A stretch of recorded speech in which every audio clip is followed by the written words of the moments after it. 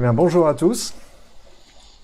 Bonjour à tous et à toutes et bienvenue dans ce numéro un peu spécial de notre revue d'actualité parlementaire et d'activité parlementaire d'ailleurs en mode député qu'on fait aujourd'hui en direct sur Facebook avec l'aide précieuse et indispensable de François qui va animer l'émission et des séquences de plusieurs membres de l'équipe.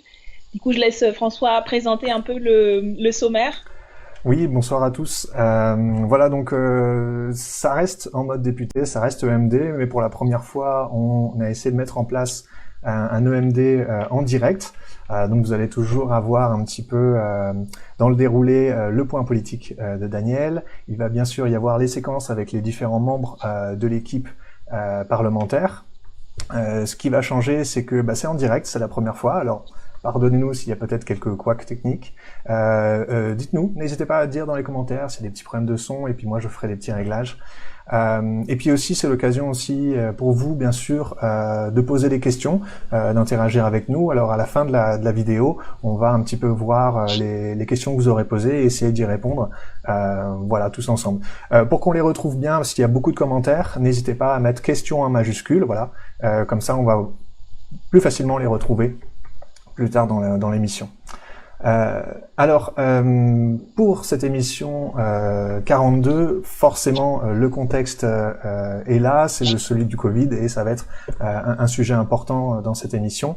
Voilà un petit peu le programme que l'on va voir aujourd'hui. Il y a plusieurs séquences.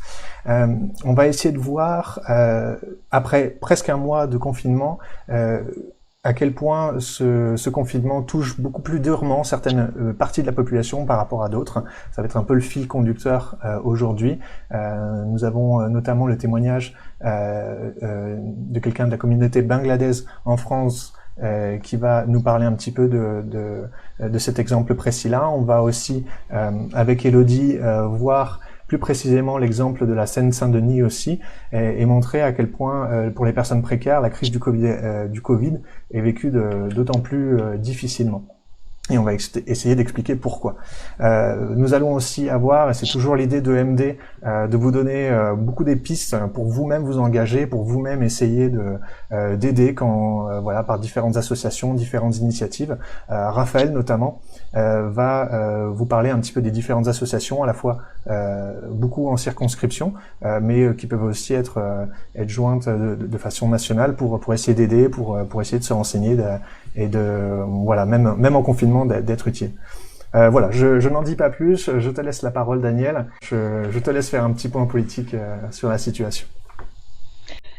Oui, merci François, merci beaucoup pour avoir organisé cette diffusion en direct et merci à toute l'équipe bien sûr qui a participé avec les chroniques que vous allez voir.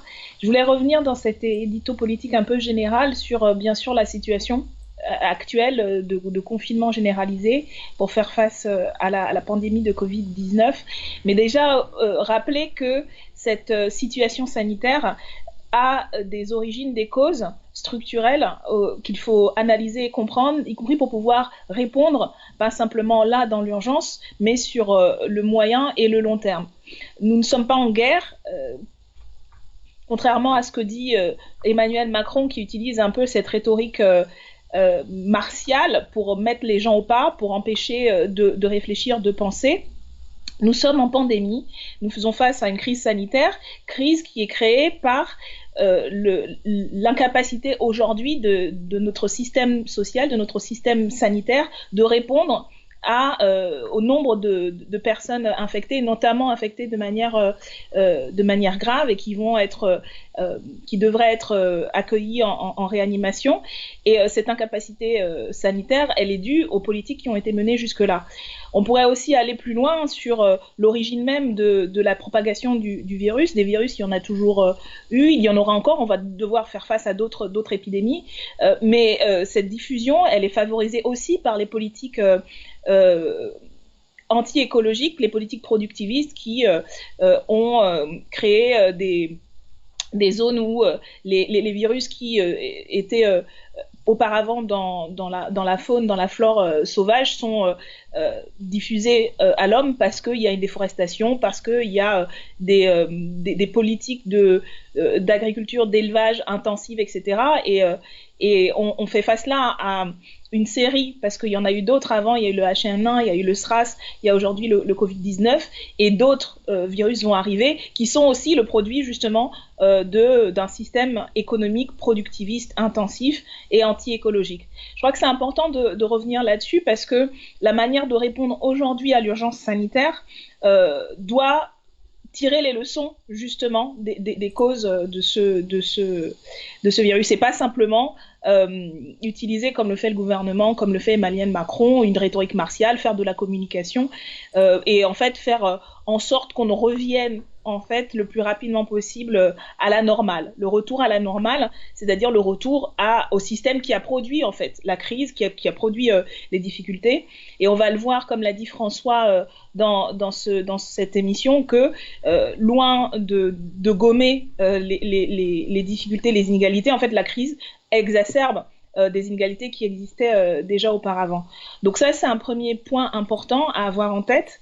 Le deuxième point sur lequel je voulais revenir, c'est sur le travail que nous faisons en ce moment au sein du groupe parlementaire, parce que le groupe parlementaire est effectivement mobilisé. Nous sommes tous et toutes confinés, mais nous travaillons avec nos équipes, les équipes des députés et puis les équipes du groupe parlementaire pour apporter des réponses, pour formuler des propositions face à la crise, face à l'urgence sanitaire, mais aussi face à la nécessaire bifurcation qu'il faudra faire pour sortir de l'ornière dans laquelle on est et qui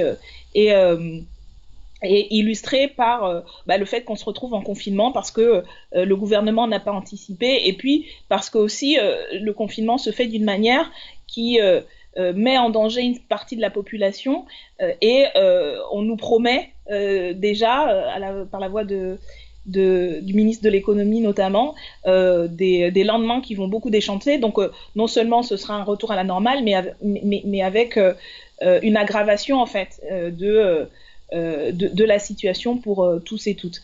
Et donc, au sein du groupe parlementaire et du mouvement de la France Insoumise, puisqu'on travaille aussi avec nos collègues du Parlement européen, et puis avec aussi toutes les équipes thématiques de la France Insoumise qui font régulièrement dans le courant de la semaine des articles, des propositions, qui élaborent des propositions.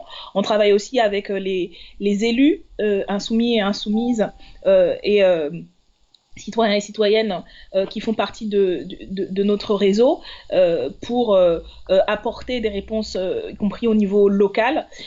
Donc on formule des propositions suivant l'analyse que nous faisons de la nécessité de mettre en place une planification de la réponse sanitaire, parce que il faut aujourd'hui mobiliser tous les moyens de production pour pouvoir, premièrement, mettre en œuvre une campagne de dépistage massive, et dès maintenant parce qu'il faut pouvoir dépister toutes les personnes qui aujourd'hui sont sur le terrain, ne sont pas confinées, qui ne peuvent pas l'être d'ailleurs parce qu'elles doivent répondre à la nécessité des soins pour les personnes malades et de la distribution alimentaire et d'un certain nombre de services essentiels.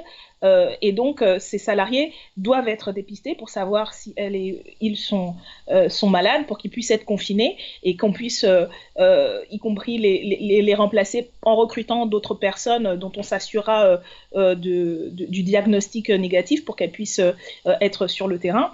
Elles doivent pouvoir être protégées en étant sur le terrain, et donc il faut massivement produire des masques, des surblouses, voilà, tout le matériel de protection.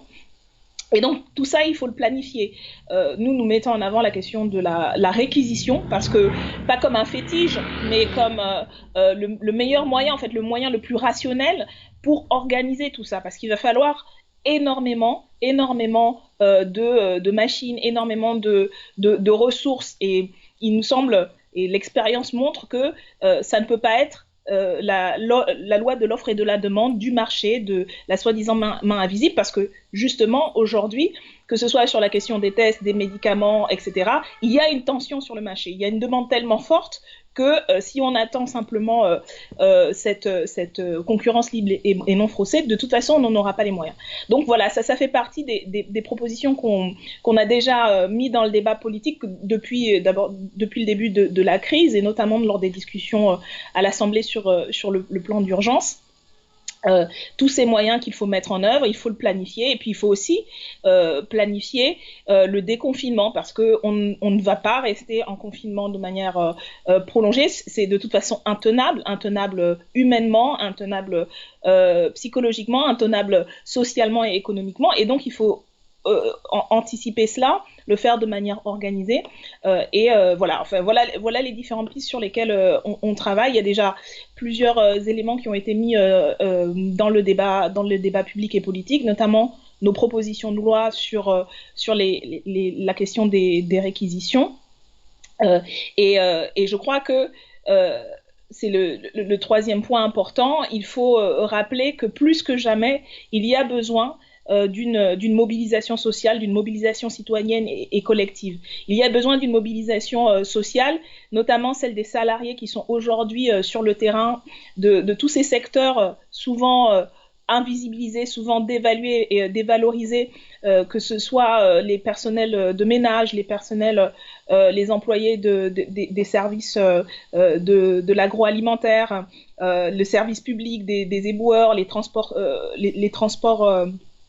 urbains, etc. Voilà, tous ces riens, tous ces premiers et premières de corvée qui montrent en fait le caractère essentiel de ce service, des services publics et de ces emplois. On doit soutenir leur mobilisation, parce que sur le terrain en ce moment, tous et toutes ne sont pas protégés. Et donc, il y a un enjeu à interpeller les élus, interpeller le gouvernement pour s'assurer que ces services essentiels soient protégés. Il faut s'assurer aussi que tous les secteurs, parce qu'il y en a beaucoup, qui ne sont pas essentiels, soient arrêtés, parce que les salariés sont mis en danger, parce que ça participe à continuer à propager, à faire circuler le virus. Et d'une certaine manière, ces secteurs sont un peu utilisés comme la chair à canon de la guerre à Macron, puisqu'il a construit tout son discours et sa communication sur l'idée d'une guerre, d'une grande guerre, ce qui n'est pas. Ou alors, s'il y a bien une guerre, c'est toujours une guerre de classe qui se poursuit, parce qu'on le voit bien que celles et ceux qui sont aujourd'hui sur le terrain en activité en extérieur sont pour l'essentiel des employés, des ouvriers, des travailleurs et travailleuses manuels, etc. Et donc on voit comment ces inégalités sociales se perpétuent, et puis comment dans beaucoup de secteurs en fait dont on n'a absolument pas besoin aujourd'hui, les entreprises, les patrons obligent leurs salariés à venir travailler. C'est notamment le cas de Amazon, où on a diffusé plusieurs reportages, très bons reportages faits par des magazines comme Bastamag ou Reporters sur le sujet. En ce moment, il y a d'ailleurs une mobilisation sur Twitter, #StopAmazon, puisque des salariés sont regroupés à des centaines dans des entrepôts, sans matériel, sans qu'il y ait la possibilité d'avoir les distances de sécurité sanitaire nécessaires. Alors que les activités en question consistent à livrer des clés USB ou des broutilles, quoi. Et donc ça n'en vaut évidemment pas la peine. Et puis Amazon peut de cette manière faire énormément de profit, alors que l'heure n'est pas au profit, l'heure est à protéger les vies. Donc il y a aussi une mobilisation de ces employés au niveau syndical et au niveau de non syndical, mais des employés elles et eux-mêmes, justement pour faire en sorte que les secteurs non essentiels soient effectivement arrêtés, pour que le confinement puisse porter tous ses fruits, et faire en sorte que on soit le plus tôt possible en déconfinement.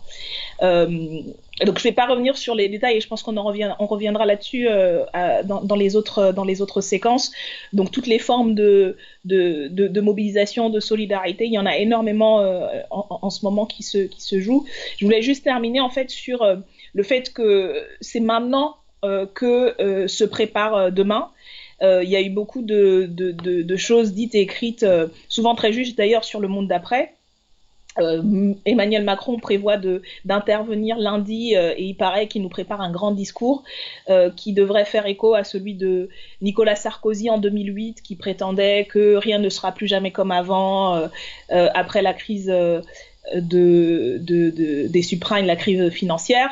Et comme après chaque crise, les dirigeants et dirigeantes du monde qui prétendent avoir tirer les leçons et vont tout changer, on va rendre le capitalisme plus humain, etc. etc. Donc, à vrai dire, je crois que ce discours-là est y compris contredit par les faits, ce qui se passe en ce moment, quand on a la ministre du Travail qui pousse même des secteurs comme le bâtiment qui expliquaient qu'on ne peut pas envoyer des gens sur les chantiers, elle a poussé à ce que les chantiers soient réouverts. En fait, ils sont dans une logique qui est exactement la même, avec le même schéma, en disant qu'on va simplement amoindrir l'impact. Et puis, les déclarations de Bruno Le Maire, le ministre de l'économie, qui explique que il y a la crise économique, il va y avoir une crise importante et donc tout le monde devra faire les efforts, etc., etc.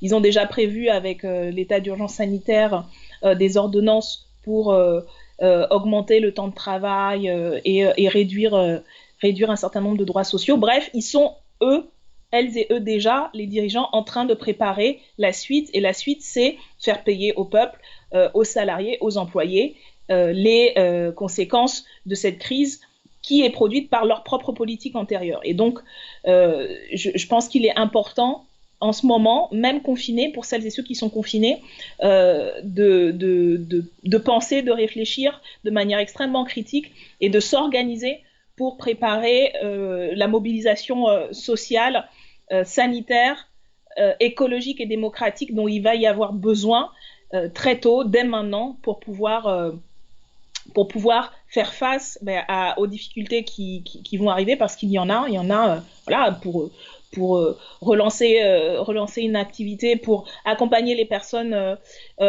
malades, pour y compris tous et toutes, en fait, être accompagnés, parce que je crois que c'est quand même une période assez traumatisante et qu'il y aura beaucoup de soins et d'investissement à mettre dans la question voilà, de la santé mentale, de ce genre de pathologies qui vont se développer. Et donc l'enjeu, c'est vraiment de construire voilà, la mobilisation actuelle et future nécessaire. Et comme on dit, même confiné, même à distance, on reste mobilisé. Voilà un peu les quelques éléments d'analyse que j'ai de la situation actuelle, en espérant et en souhaitant à tous et toutes que vous vous portez aussi bien que possible.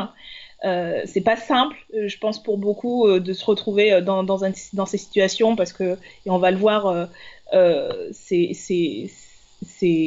le monde n'a pas l'espace pour avoir un confinement supportable, et puis tout le monde n'est pas confiné, donc on vit une période difficile, mais je pense qu'il y a aujourd'hui, plus que jamais, mais il y a aujourd'hui beaucoup de raisons pour continuer à se battre, à s'organiser, et à la fin, comme on dit, c'est nous qu'on va gagner. Voilà. Bravo. Tout à fait. Non, il y a beaucoup de travail. Merci, merci Daniel. Sans transition, parce que c'est difficile de faire la transition là-dessus. Daniel, on va passer sur une nouvelle séquence. On n'en avait pas parlé dans les derniers EMD, mais parmi tes fonctions à l'Assemblée nationale, tu es présidente du groupe d'amitié France-Bangladesh. Et à ce titre, tu as souvent des échanges réguliers avec la communauté bangladaise en France.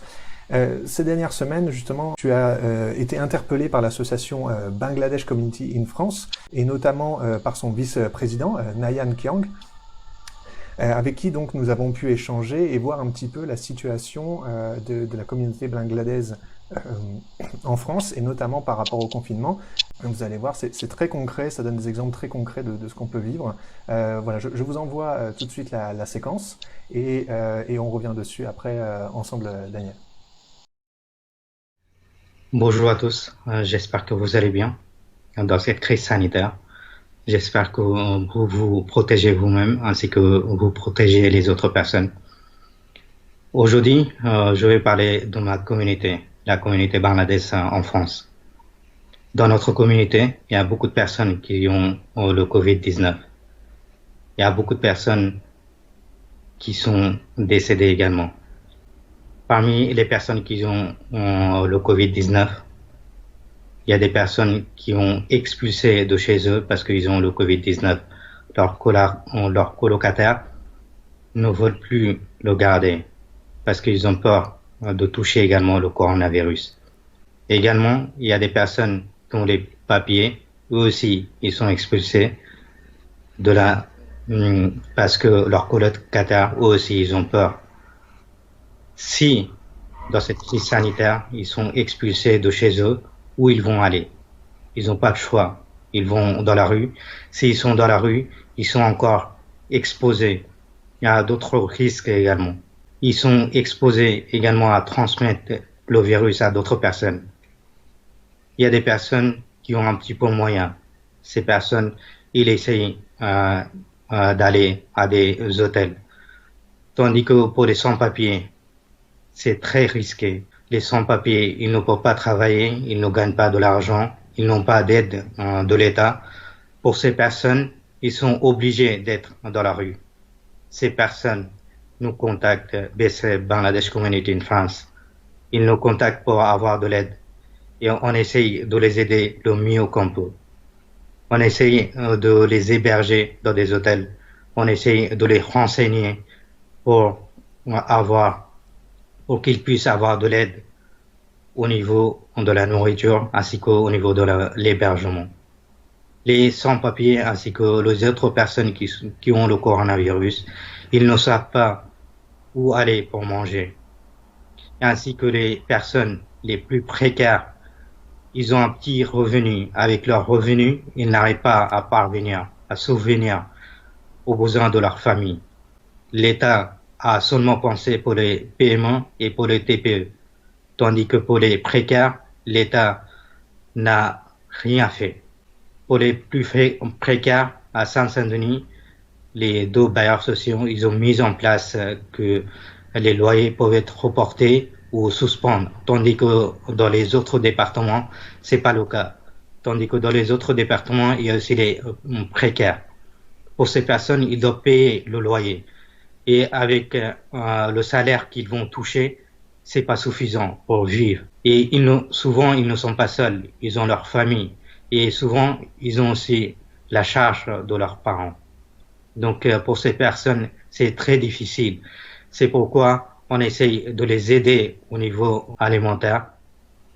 BCF essaie de contacter des personnes qui ont la capacité d'aider ces personnes. On essaie de contacter des donateurs et ainsi que le bénéficiaire, il nous contacte et par la suite, BCF fait seulement un lien entre le donateur et le bénéficiaire. Par la suite, on essaie de aussi faire une base de données parce qu'actuellement, en France, on ne sait pas exactement combien de personnes, combien de Bangladais sont touchés par le coronavirus parce qu'on n'a pas cette base de données. Ce qu'on sait, à peu près entre 60 et 70 personnes sont touchées par le coronavirus. Et parmi eux, et beaucoup de personnes n'ont pas de papier, ils sont sans papier. Et quand on est sans papier, c'est très, très risqué. Souvent, ils n'osent pas aller voir le médecin parce qu'ils ont peur que le médecin le dénonce aux policiers. Ils ont peur d'aller voir le médecin parce qu'ils ont peur que sur le chemin, est-ce qu'ils vont croiser les policiers? Est-ce que les policiers vont les arrêter et les mettre en centre de rétention? Est-ce qu'ils vont les renvoyer dans leur pays ou pas? Ces personnes, ils ont toujours peur. Ils ont peur pour eux et également ils ont peur pour leurs familles qui sont restées au pays, au Bangladesh. Ces personnes, ils sont venus en France avec un rêve parce que ils savaient que la France, c'est un pays humanitaire. Tandis que maintenant, je ne sais pas si on peut dire que la France fait son mieux ou pas pour ces personnes qui ont pas le papier. ils ont pas de l'aide de la part de l'État et ils essayent quand même de survivre. Mais pour ces personnes, je pense qu'il faut les informer où ils peuvent avoir de l'aide ainsi que de nourriture pour qu'ils puissent vivre dans cette crise sanitaire. De notre côté, de la part de BCF, quand on fait un live ou quand on poste quelque chose sur notre page Facebook, on essaie toujours de les informer le mieux qu'on peut. On essaie de contacter des différentes personnes pour qu'ils puissent nous aider. On essaie de contacter aussi des députés. J'ai contacté également Madame la députée pour qu'elle puisse nous aider dans cette crise sanitaire, pour qu'elle puisse nous informer au niveau de la loi française et également pour qu'elle puisse nous aider aussi, nous diriger aussi vers d'autres associations qui aident dans cette crise sanitaire. On a essayé de contacter l'ARS, tandis que quand on téléphone à ces associations, à ces centres, ils nous disent OK, on va faire quelque chose par la suite. On n'a pas encore reçu de réponse. Donc, je veux que Madame la députée puisse nous aider dans cette crise sanitaire. Et on essaie de dire à notre communauté qu'ils ne sont pas seuls. BCF est avec eux, ainsi que le gouvernement est avec eux. On essaye de toujours les soutenir parce que dans cette crise sanitaire, le plus difficile, c'est de rester à la maison. C'est toujours penser au coronavirus. Donc, c'est pourquoi on essaye de faire le mieux qu'on peut. Et je demande à Madame la députée de expliquer, de mieux les expliquer pour que ces personnes puissent avoir confiance en eux-mêmes et pour qu'ils puissent aller voir le médecin ainsi que pour qu'ils puissent aller voir à des associations où ils peuvent avoir de l'aide au niveau de soins, au niveau de vestiments, ainsi qu'au niveau de l'aide alimentaire. Mais de la part de BCF, je remercie à Madame la députée pour nous avoir laissé parler de ces problèmes avec elle, et ainsi que pour les aides qu'elle nous a déjà apportées, ainsi que pour les aides qu'elle va nous apporter encore. Et merci beaucoup à toutes ces personnes qui travaillent avec Daniel Obono. Et également, je remercie à tous nos donateurs ainsi que les membres de BCF. Et pour les Français ainsi que pour la population française, j'aimerais dire que rester à la maison, le gouvernement a pris cette décision pour notre avenir, pour nous protéger et pour protéger les autres également. Donc, rester à la maison. Merci beaucoup. Alors, Daniel, merci à Nayan Kyung pour son témoignage. Il y a effectivement pas mal de choses. Il y a la peur de contacter le médecin quand on n'a pas les papiers. On a peur de se faire dénoncer. Il y a les personnes qui ne savent pas où manger. Il y a les personnes expulsées de chez elles parce qu'elles ont le Covid et que leurs colocataires ont peur. Qu'est-ce que tu peux en dire de toi, en fait, justement, par rapport à ça, justement parce que l'une des demandes de Nayan, c'était d'avoir l'appui d'un député pour redonner confiance aux personnes de cette communauté. Déjà, je pense que c'est important de se rendre compte que la situation de beaucoup de membres de la communauté bangladaise, que ces personnes soient de nationalité française ou de nationalité bangladaise, est exemplaire d'une certaine manière de la situation de beaucoup de personnes vulnérables. Et il faut y apporter une réponse, pas simplement pour elles et pour eux, mais pour tout le monde. Parce que, en fait, la question de la protection sanitaire, ça c'est quelque chose que nous on dit depuis toujours, depuis très longtemps. On n'est jamais aussi bien protégé que les plus vulnérables d'entre nous le sont, en fait. Parce que si là, typiquement, on laisse des personnes contracter le virus sans être soignées, etc., bah, le virus va continuer à être à se propager, à circuler. Et voilà, donc c'est un enjeu qui ne concerne pas simplement les personnes précaires, vulnérables, etc., mais qui concerne vraiment tout le monde. Et c'est vrai qu'en tant que présidente du groupe d'amitié France-Bangladesh, j'ai eu l'occasion de rencontrer beaucoup d'associations, de membres de cette communauté en France, à l'Assemblée nationale, et depuis on a eu des contacts réguliers. Ce qui est important déjà de dire et de rappeler, c'est que les personnes concernées ont des droits, qu'elles soient de nationalité française ou de nationalité étrangère ou de nationalité bangladaise. Il n'est pas légal, c'est illégal par exemple de expulser des personnes parce qu'elles seraient atteintes du virus. C'est absolument illégal. Donc, si des personnes se retrouvent dans cette situation avec des propriétaires qui leur ordonnent de déménager ou tentent de les expulser, elles doivent prendre contact elles peuvent prendre contact avec des associations de défense des locataires, que ce soit la CNL ou Droit au logement ou la Fondation Abbé Pierre. On mettra en fait les références sous la vidéo quand on la rediffusera, et dans tous les cas on l'a transmise à l'association. Donc elles ont des droits, donc ces personnes, elles bénéficient y compris de la trêve hivernale qui a été étendue, c'est-à-dire que normalement c'était au 1er avril que elle se terminait. Elle a été au 31 mars il me semble. Elle a été étendue de au moins un mois, et je pense qu'elle va s'étendre encore sur plusieurs semaines. Donc voilà, toutes les personnes qui ont aujourd'hui un logement, qui peuvent être sous la menace d'expulsion antérieure à la crise, ou alors qui se retrouvent menacées par des propriétaires parce qu'elles sont malades, ont le droit de rester dans leur logement et peuvent rester dans leur logement. Donc je vraiment appelle à contacter au plus vite les associations. Il y a plusieurs associations qui continuent en fait à suivre même à distance et à faire par exemple des distributions alimentaires. C'est le cas dans le 18e et le 19e. Je sais que c'est aussi le cas dans le 93.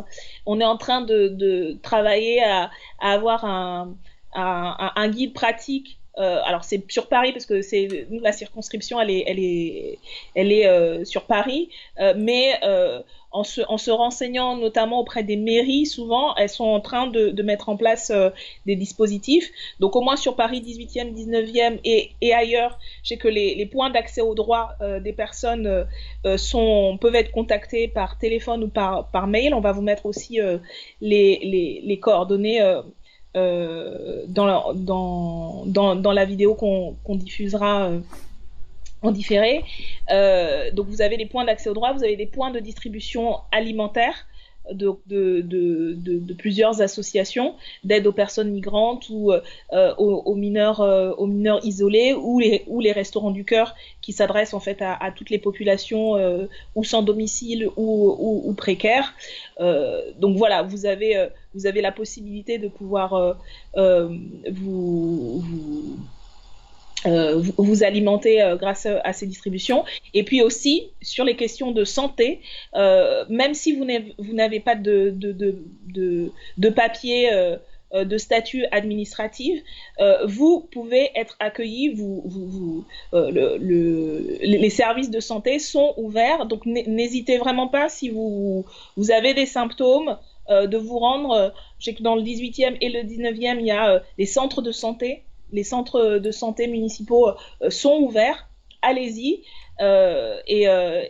pour vous faire soigner, pour qu'on puisse aussi éventuellement vous diagnostiquer. Je sais qu'il y a un problème de test, mais vraiment, si vous êtes dans cette situation, sachez que vous avez des droits. Le Covid-19 et la pandémie et le confinement ne remettent pas en cause. C'est plus difficile d'y avoir accès encore que d'habitude, mais ces droits existent, et il y a des associations qui sont disponibles, ainsi que les élus, comme moi en tant que député du 18e, 19e, mais les maires aussi ont mis en place des plateformes d'appel. Sur Paris, c'est le 3975 que vous pouvez appeler en fait pour poser des questions. On ne vous demandera pas si vous avez des papiers. Enfin, voilà, il y a pas d'obstacle en fait pour répondre à vos questions ou vous diriger. Donc vraiment, n'hésitez pas. Voilà, c'est une question moi sur laquelle j'avais appuyé quand j'avais discuté avec le maire du 18e notamment, mais je pense que tous les députés de la France Insoumise, donc notamment ceux qui sont sur le 93, n'hésitez pas à les contacter si vous avez des craintes. On a une députée, Mathilde Panot, dans le 94 également. Et puis, dans tous les cas, même si vous n'êtes pas dans ces départements, on peut relayer auprès des autorités sanitaires, auprès des mairies, les alertes que vous pourriez avoir et faire en sorte que vous ayez accès à de l'alimentation, à la santé et que vous soyez protégés comme tout le monde dans cette période de confinement. Merci Nayel. Oui, et si je peux simplement revenir sur le travail de l'association de Nayel Kiang, finalement ils font un travail remarquable, donc merci à eux, merci pour leur confiance d'avoir participé à cette émission aujourd'hui. Dans la séquence qui suit, on va parler des inégalités sociales toujours, mais cette fois plus du côté un peu territorial et aussi racial dans cette période de pandémie. Élodie de l'équipe parlementaire s'est penchée un petit peu sur le cas de la Seine-Saint-Denis et c'est assez édifiant de voir toutes les sources d'inégalités qui sont d'autant plus violentes en cette période de coronavirus. Donc je vous invite à voir cette séquence qui commence tout de suite après. Bonjour à toutes et à tous. Dans cette séquence, on va faire un point sur le lien entre précarité et coronavirus. Pour ça, je vais prendre l'exemple de la Seine-Saint-Denis parce que c'est le département le plus pauvre de France hexagonale et que c'est aussi dans la région celui qui est le plus durement touché. La mortalité liée au virus y est plus importante que partout ailleurs en Île-de-France. Ça évoque plusieurs choses. La première, c'est que la précarité a un impact sur la santé en général. Moins on a de revenus, plus on a de chances de développer des maladies chroniques type obésité, diabète, maladies cardiovasculaires ou hypertension, qui sont autant de facteurs qui augmentent le risque de complications graves pour les porteurs de Covid. Et malgré cette population plus fragile, la Seine-Saint-Denis est un désert médical. En 2015, 22 communes sur les 40 que compte le département manquaient de médecins. En 2018, c'est 37 communes sur les 40. La Seine-Saint-Denis, c'est aussi le département le plus peuplé d'Île-de-France, avec 1,6 million d'habitants, et parmi eux, évidemment, très peu qui ont une maison de campagne dans laquelle ils ont pu aller passer le confinement. Énormément des habitants de la Seine-Saint-Denis occupent des emplois précaires, peu rémunérés et surtout pour lesquels il n'y a pas de possibilité de télétravail. Donc c'est des personnes qui sont obligées de continuer à aller travailler à l'extérieur, très souvent sans protection. Ils sont ouvriers et ouvrières, agents de ménage, agents de la grande distribution ou soignants, soignantes. Ça contribue à expliquer le fait que le virus s'est propagé plus vite et plus fort dans ce département. À côté de ça, quand on est précaire, il y a très grande chance que le confinement soit vécu de manière très violente, beaucoup plus violente que pour le reste de la population. En Île-de-France, être précaire, ça veut souvent dire vivre dans un logement trop petit ou insalubre, et rien n'est prévu par le gouvernement pour aider ces personnes. Sachant que vivre dans un logement insalubre, ça augmente les chances de développer des maladies comme l'asthme ou d'autres maladies pulmonaires qui sont aussi des facteurs de comorbidité pour le Covid. Le confinement, ça veut aussi dire une perte de revenus, parfois totale pour les personnes qui, pour une raison ou pour une autre, vivent de l'économie informelle en temps normal. Je pense par exemple aux travailleurs et travailleuses du sexe qui sont déjà surexposés en temps normal et qui, là en l'occurrence, rien n'est prévu pour eux, ils sont éligibles à aucune aide malgré les demandes des associations. Mais ça vaut aussi pour, par exemple, les travailleurs et travailleuses en situation irrégulière pour qui les obligations liées au confinement peuvent être parfois dramatiques. Les personnes en très grande précarité sont plus exposées au virus aussi parce que ce sont les plus éloignées des campagnes de prévention. Par exemple, les sans-abri, les personnes qui vivent dans des campements, dans des bidonvilles, dans des centres d'hébergement, ces personnes-là On se dit comment on se protège quand on n'a ni eau, ni savon et surtout pas d'abri isolé. À Paris, on a reçu beaucoup d'alertes sur le fait que les points d'eau publics étaient coupés. Pour conclure, il y a la question raciale qui est centrale ici quand on parle de précarité. La précarité de la population en Seine-Saint-Denis, c'est le fruit de décennies de politiques publiques inégalitaires. Et ce traitement inégalitaire, il a un fondement structurellement raciste. Dans le 93, où la population est majoritairement racisée, la réponse de l'État à cette crise, elle est à l'image de son traitement habituel des quartiers populaires. Elle est démesurément violente et autoritaire. Pour donner une idée, 10% de toutes les contraventions qui ont été dressées en France pour non-respect du confinement, elles l'ont été en Seine-Saint-Denis, alors que le département respecte aussi bien le confinement que tous les autres. Et ça, c'est sans parler des violences policières que les quartiers populaires connaissent bien depuis très longtemps et que les gestes barrières n'ont pas l'air d'empêcher. Merci à Elodie pour ce travail très pointu sur tous les facteurs un petit peu qui influencent cette discrimination qui se déroule actuellement en Seine-Saint-Denis et qui est là spécialement faite en France métropolitaine, mais qui existe aussi dans les territoires d'outre-mer et parfois même de façon beaucoup plus violente. Daniel, tu voulais peut-être rebondir là-dessus, juste sur cette vidéo? Oui, je pense que c'est à l'image de ce que je disais, c'est un exemple de ce que je disais tout à l'heure, c'est-à-dire que la crise n'efface pas les inégalités, elle les exacerbe.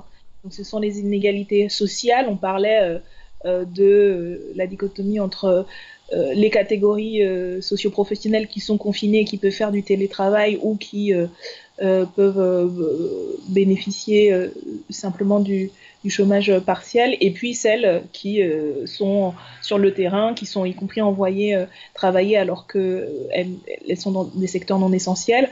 Et puis il y a les inégalités économiques, territoriales, qui sont exacerbées. Le cas du 93 est assez édifiant. Je vous renvoie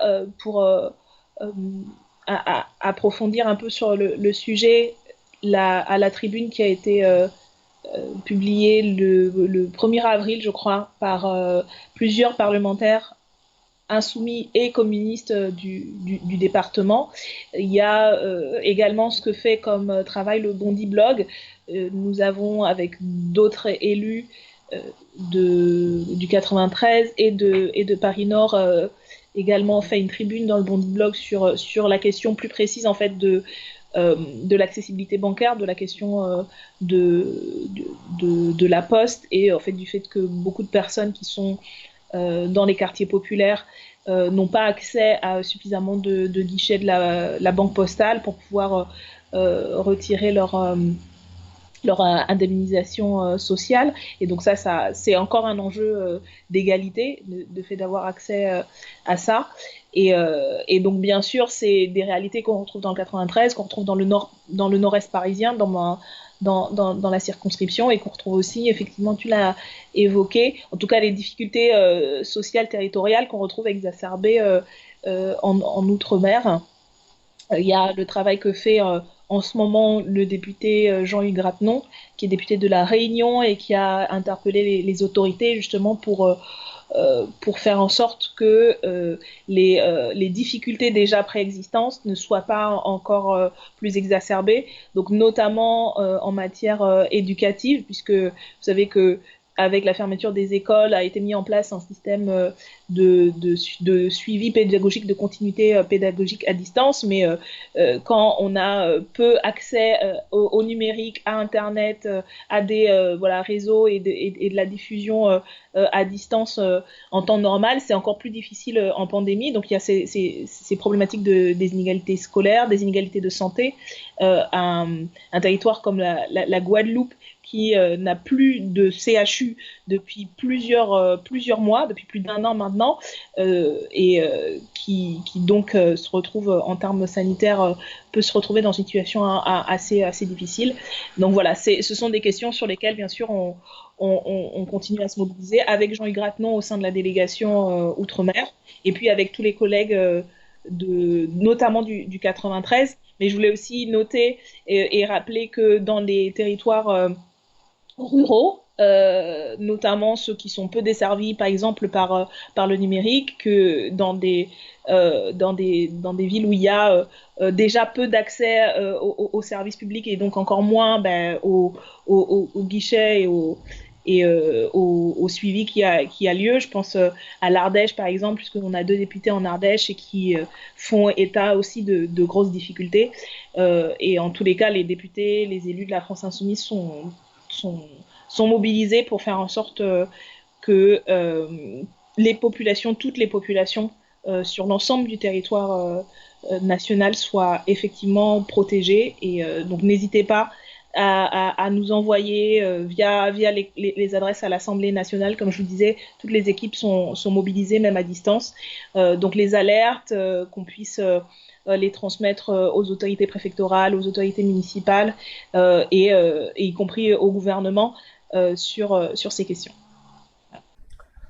Merci. Dernière séquence de cet épisode 42 dans Mode Député.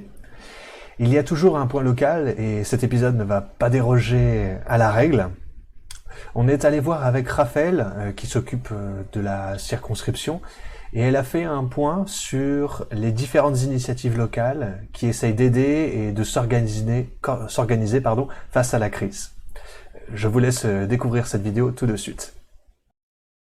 Bonjour à toutes et tous. Tout d'abord, j'espère que vous et vos proches vous portez le mieux possible en cette période de confinement. Dans cette séquence de l'EMD, je vais vous parler des différentes formes de solidarité qui se développent localement dans le contexte que nous vivons. Une information à avoir, la ville de Paris a mis en place des dispositifs pour venir en aide aux Parisiennes et aux Parisiens en cette période d'épidémie. Parmi ces dispositifs, il y a la mise en place de la cellule de crise qui est joignable gratuitement au 39 75 et qui est accessible à toutes et tous, ce afin de répondre aux sollicitations des Parisiennes et des Parisiens dans le cadre de la lutte contre le coronavirus. Vous pouvez trouver toutes les informations sur les mesures prises par la mairie centrale et par les mairies du 18e et du 19e arrondissement sur leurs sites respectifs. Sur un plan local, Décidons Paris propose également des mesures d'urgence à mettre en place au niveau municipal.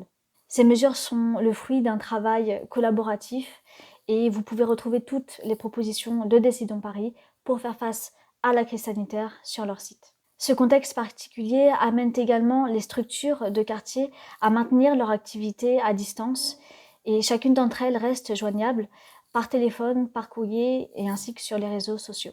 Par exemple, l'accueil de la Goutte d'Or est joignable au niveau de leur permanence sociale téléphonique tous les mardis et les vendredis de 14h à 17h. Ils sont également joignables sur leur page Facebook.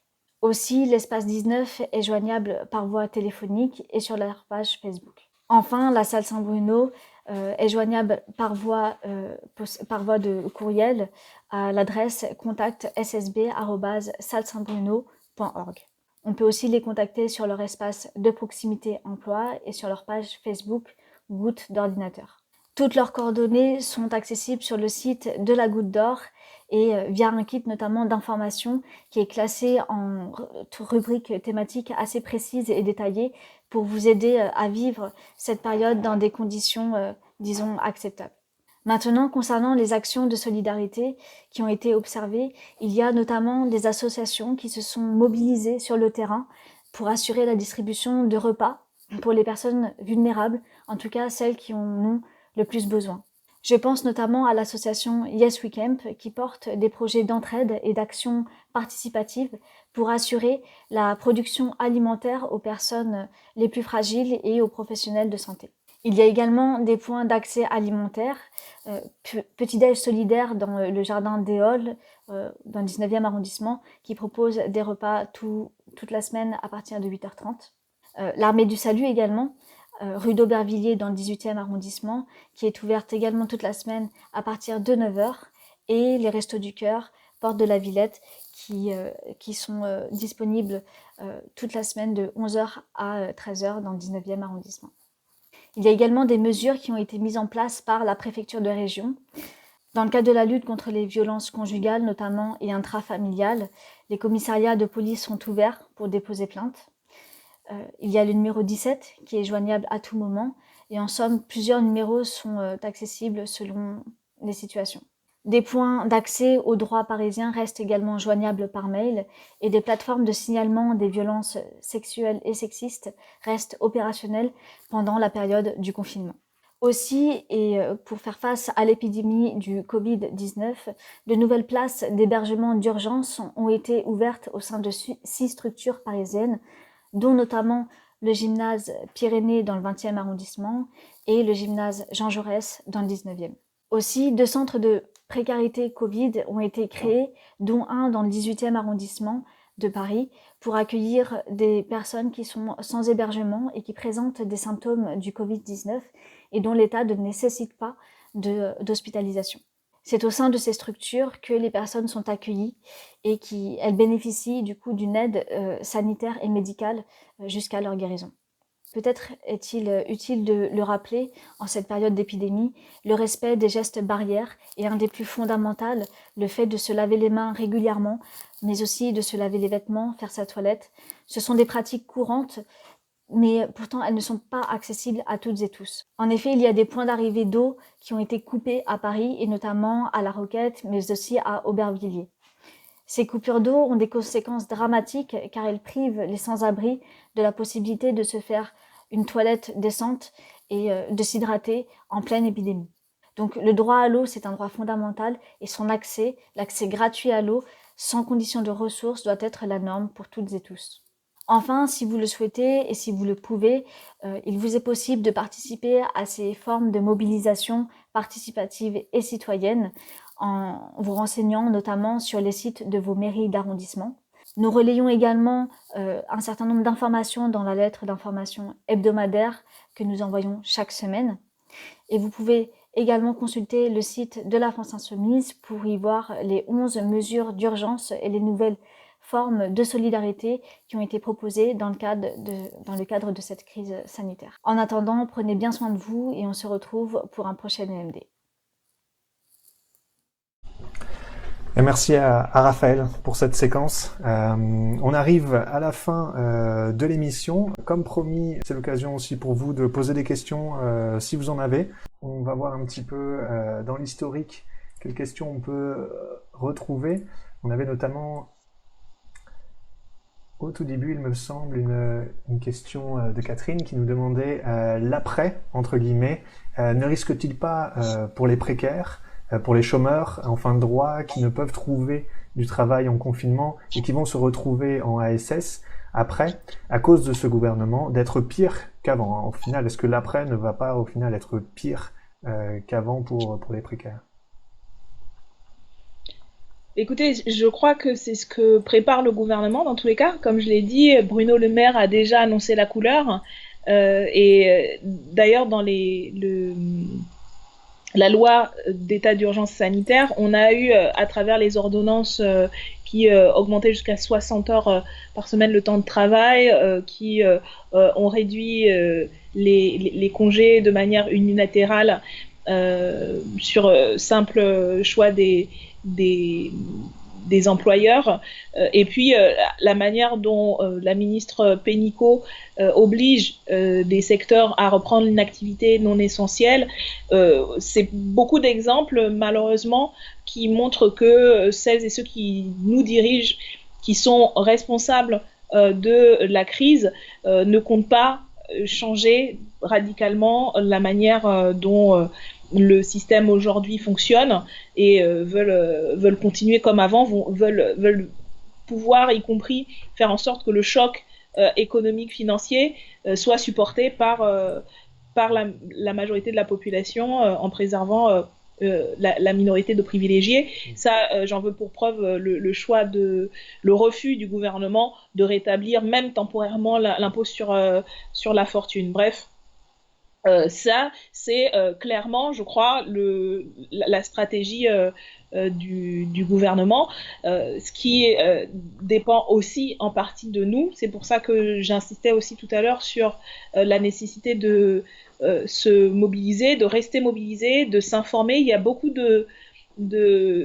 d'articles et de travail d'un vrai journalisme d'information en ce moment qui se fait dans des médias comme Bastamag, comme Reporter, Le Monde Diplo. Il y a beaucoup de plateformes avec des chercheurs, des scientifiques, des militants d'associations qui, en ce moment, analysent de manière critique, avec un recul critique, la stratégie du gouvernement, les propositions qui sont mises sur la table. Donc je vous invite vraiment à, quand vous avez un accès à Internet, la possibilité de vous informer par ces biais-là. C'est important parce qu'en plus en ce moment, je ne sais pas si vous avez remarqué, mais le temps de parole gouvernementale et macroniste est absolument délirant, quoi. C'est-à-dire qu'il sature tout l'espace médiatique, mais il y a quand même beaucoup de choses qui sont faites. Donc j'insiste là-dessus parce que c'est vraiment ça qui permet à la fois de comprendre ce qui se passe, parce qu'on est en fait on est dans un moment qui est assez anxiogène. Ce qui est normal, on hésite les uns et les unes et les autres entre un sentiment un peu d'irréalité. On a l'impression des fois d'être dans une espèce de dystopie de film d'anticipation où voilà, on s'imaginait le monde où les gens vivraient d'une manière complètement hallucinante. Donc il y a une atmosphère assez pesante, en plus avec la stratégie qui consiste à stigmatiser les gens. Vous avez remarqué, on vous met on met l'accent sur la sanction, le traçage, etc. Donc le discours sécuritaire est assez virulent. Et puis, ce qui est entretenu, c'est l'idée que voilà, il faut que les gens se surveillent les uns les autres, un esprit un peu de dénonciation individuelle. Donc c'est quelque chose qui peut être très pesant et très violent. Mais il y a des espaces donc de respiration intellectuelle et de réflexion et d'action. Donc, comme je dis, à travers le travail journalistique qui est fait en ce moment et qui permet de comprendre les choses, de le reposer voilà, de manière un peu globale, structurelle, et puis toutes les formes de solidarité qui s'organisent, de mobilisation qui s'organisent en soutien aux salariés, en soutien aux soignants et en préparation de l'après, quoi, parce que effectivement, il s'agit de pouvoir se mobiliser pour faire en sorte que des moyens soient mis en œuvre, parce que, et je vais finir là-dessus, en plus, ce qui est contradictoire, c'est qu'en fait, on va avoir besoin de plus de soignants. Enfin, là, je pense que là, ça va être difficile de continuer pour le gouvernement à avoir une vision et une gestion austéritaire, ne serait-ce que de la santé. Ils vont essayer, mais ça va être difficile. Donc, il va falloir plus de soignants, il va falloir recruter plus de gens.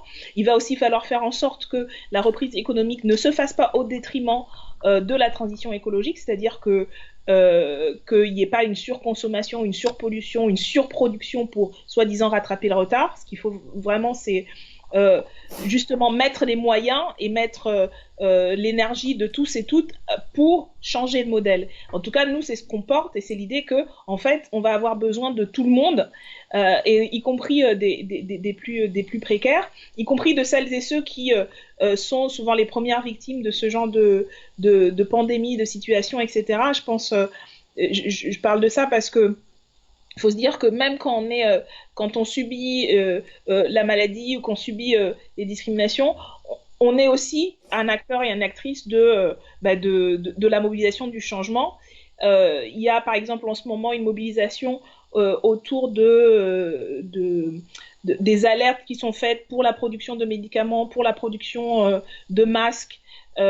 Et ça part aussi de l'expérience en fait des malades du sida, donc qui ont fait face à cette pandémie-là, des associations de soutien qui ont en fait accumulé énormément d'expérience. Donc tout ça pour dire, c'est qu'en fait les gens normaux ont aussi une expérience. Il n'y a pas que les scientifiques, les grands experts, les précaires aussi et qui ont l'expérience du système D, de la débrouille, etc. Tout ça va être utile et précieux pour envisager et construire le monde d'après. Donc, pour résumer, oui, le gouvernement et la classe dominante prépare l'après déjà pour nous faire payer et justifier encore plus d'exploitation et de surexploitation des humains et de la planète pour rattraper le retard de la crise. Et donc nous, l'enjeu, c'est de faire en sorte qu'on sorte de cette crise avec une véritable stratégie de bifurcation écologique et solidaire et de protection collective des uns et des autres et de partage des richesses et de partage des ressources et de partage du travail. Je pense que ces enjeux-là n'ont jamais été aussi urgents, pertinents qu'aujourd'hui. Voilà, on va arrêter là parce que sinon on va passer la soirée. Merci pour ces mots de conclusion, Daniel. Sur ce, je pense qu'on peut conclure cette émission. Merci à tous d'avoir été là pour la suivre. Merci pour vos questions. Merci pour votre retour aussi. Voilà, c'était un premier essai de direct. Dites-nous si ça vous a plu, dites-nous s'il y a des choses à améliorer, ce sera fait avec plaisir. J'espère que tout s'est bien passé de votre côté, du côté de la réception de la vidéo. Daniel, peut-être un mot de conclusion? Ouais, en fait, je l'ai un peu fait en répondant à la question, mais en tout cas, voilà, merci à tous et toutes de nous avoir suivis. J'espère que ça a été utile. Je vous rappelle que donc on vous mettra tous les liens en fait dont on a parlé, de contacts des associations dont on a parlé dans la vidéo qu'on va rediffuser sur la page de Daniel Obono, donc la page Facebook officielle. Merci à toute l'équipe qui a participé comme d'habitude à la réalisation, à François derrière et voilà, et donc on se tient au courant de toute façon sur les réseaux, vous le savez. On continue à diffuser les informations. On vous donne rendez-vous demain à 14h, vous savez, il y a la manif en ligne, plus jamais ça, organisée à l'initiative de la France Insoumise, mais qui a été reprise aujourd'hui bien plus largement. Et donc j'espère qu'on sera très nombreux et nombreuses sur les réseaux demain à partir de 14h pour la manif en ligne. Et puis on vous dit à bientôt, d'ici un mois, en espérant ne plus être confiné. Mais si on est confiné encore dans un mois, on sera au rendez-vous. Et vous pouvez retrouver toute l'actualité de ce qu'on va continuer ce sur quoi on va continuer à travailler, donc notamment les propositions alternatives pour la mobilisation sanitaire, pour la planification et pour le déconfinement, sur lesquels on travaille dans les prochains jours et sur l'ensemble de nos réseaux. Donc si ça vous a plu tout ça comme émission, n'hésitez pas à nous suivre sur les réseaux sociaux, à diffuser la vidéo, et puis on vous dit à bientôt, hein, même à distance, on est ensemble et on ne lâche rien. Portez-vous bien, faites attention à vous, prenez soin de vous et des autres autant que vous pouvez, et puis à bientôt. À bientôt à tous, bon courage.